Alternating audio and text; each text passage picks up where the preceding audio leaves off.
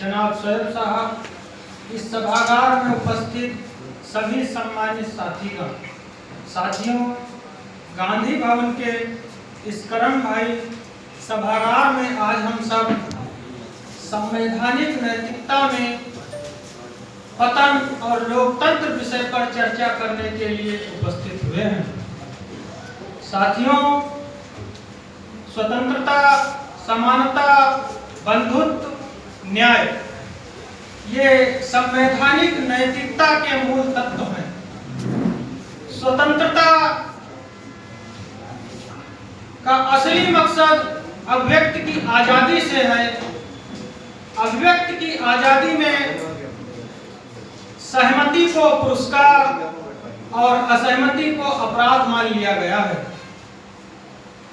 समानता, सामाजिक समानता तो लागू हो चुकी है, लेकिन अभी राजनीतिक समानता और आर्थिक समानता देखने को नहीं मिलती।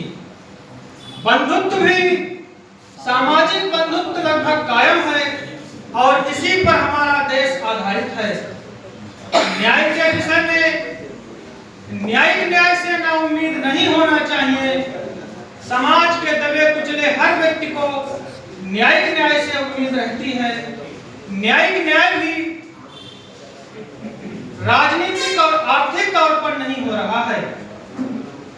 संवैधानिक नैतिकता का पालन जब तक ईमानदारी से नहीं किया जाएगा, तब तक वास्तविक लोकतंत्र की स्थापना नहीं हो सकती। हमारे देश में क्योंकि प्रतिनिधि लोकतंत्र लागू है और प्रतिनिधि लोकतंत्र में राजनीतिक दलों के सदस्य चुनकर सदन में पहुंचते हैं।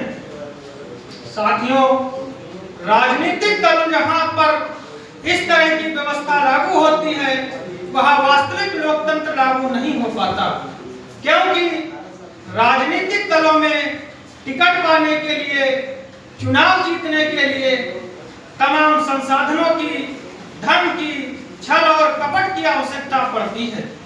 साथियों, हमें विचार इस बात पर करना चाहिए कि इस दलीय व्यवस्था में अच्छे लोगों का चयन कैसे हो। आज जहां इस बुद्धिजीवी सभा में सैकड़ों लोग भी, यानी सैकड़ा भी शायद पूरा न हुआ हो, इसी शहर में किसी दल के दफ्तर में चापलूसी करने वाले लोगों की लाइन लगी होगी। साथियों, इस दलीय व्यवस्था में जब तक सही लोग जीतकर, अच्छे लोग जीतकर पार्लियामेंट नहीं पहुंचेंगे, तब तक संवैधानिक नैतिकता बचा पाना मुश्किल है। और वैसे भी संवैधानिक नैतिकता का पतन उसी दिन हो गया था जिस दिन आरक्षण में धर्म को घुसेड़ दिया गया था। साथियों, जिस देश के संविधान में धर्मनिरपेक्षता का सिद्धांत लागू होता है, उसी संविधान की एक धारा में आरक्षण की व्यवस्था में धर्म का प्रावधान किया गया है, जो कि निंदनीय है।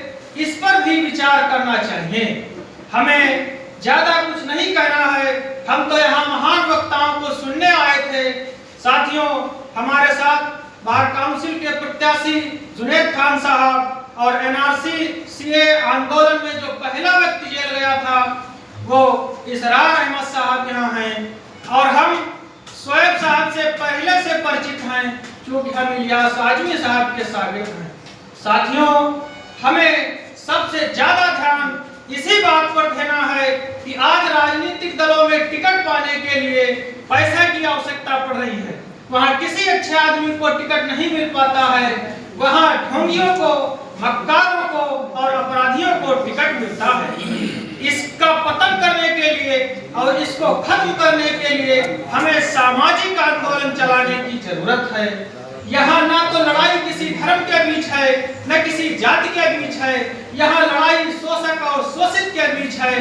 शोषक को कमजोर करने के लिए हमें योजनाएं बनानी होंगी, बुद्धिजीवियों की एक पूरी जमात तैयार करनी होगी, और उसके बाद नीतिगत तरीके से हमें लड़ाई लड़नी होगी। कोई भी सरकार हो, उसकी हर नीति, हर काम गलत नहीं होता है। अभी एक चलन यह भी विकसित हो गया है कि सरकार की हर नीतियों का विरोध करना ही लोग अपने आप को सच्चा देशभक्त समझ बैठते हैं या सच्चा सेवक समझ बैठते हैं। सरकार की अच्छी नीतियों का समर्थन भी करना चाहिए और सबसे ज्यादा मानवता को बचाने का प्रयास करना चाहिए। संवैधानिक नैतिकता को तभी बचाया जा सकता है जब सामाजिक नैतिकता लागू होगी। धन्यवाद।